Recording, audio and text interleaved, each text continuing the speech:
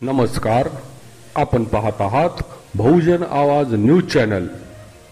दिव्यांग सक्षमीकरण विभागाचे कामकाज सुलोचना सोनवणे यांच्याकडे। सोलापूर जिल्हा दिव्यांग सक्षमीकरण विभागाच्या स्थापनेचे स्वतंत्ररित्या कामकाज मंगळवारपासून सुरू झाले असून पहिल्या जिल्हा दिव्यांग सक्षमीकरण अधिकारी म्हणून प्रभारी जिल्हा समाज कल्याण अधिकारी सुलोचना सोनवणे यांच्याकडे पदभार देण्यात आला आहे।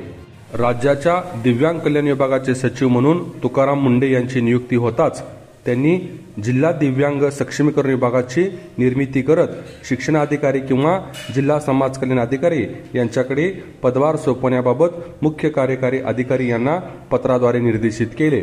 या पार्श्वभूमीवर प्रभारी मुख्य कार्यकारी अधिकारी संदीप सोहिनकर यांनी प्रभारी जिल्हा दिव्यांग सक्षमीकरण अधिकारी सुलोचना सोनवणे यांच्याकडे पदभार सोपविला। जिव्हाळा संस्थेचे अध्यक्ष अण्णासाहेब राजमाने यांच्या हस्ते युगपुरुषांच्या प्रतिमेचे पूजन करून कार्यालयाचे औपचारिक उद्घाटन केले। यावेळी वैद्यकीय सामाजिक कार्यकर्ता मल्लिकार्जुन मळगे, संस्थाचालक शरद उकिरडे, सपना चिट्टे, चित्रसेन पात्रूट, शशीभूषण येलगुलवार, संजीव इटकर, माधव देवकर, समीर तडवळकर, काँग्रेस दिव्यांग सेलचे जिल्हाध्यक्ष रामचंद्र कुलकर्णी, प्रहार संघटनेचे जिल्हा संघटक भीमाशंकर लोखंडे, सुरेश इटकर यावेळी उपस्थित होते। सध्या तात्पुरत्या स्वरूपात हे कार्यालय सुरू केले असून दिव्यांग बांधवांना सहजपणे कार्यालयात येता येईल अशा ठिकाणी कार्यालयाची व्यवस्था करण्यात येईल असे नूतन प्रभारी जिल्हा दिव्यांग सक्षमीकरण अधिकारी सोनवणे यांनी सांगितले। या कार्यक्रमाचे सूत्रसंचालन राष्ट्रीय न्यास समितीचे सदस्य दत्ता मोकाशी यांनी केले।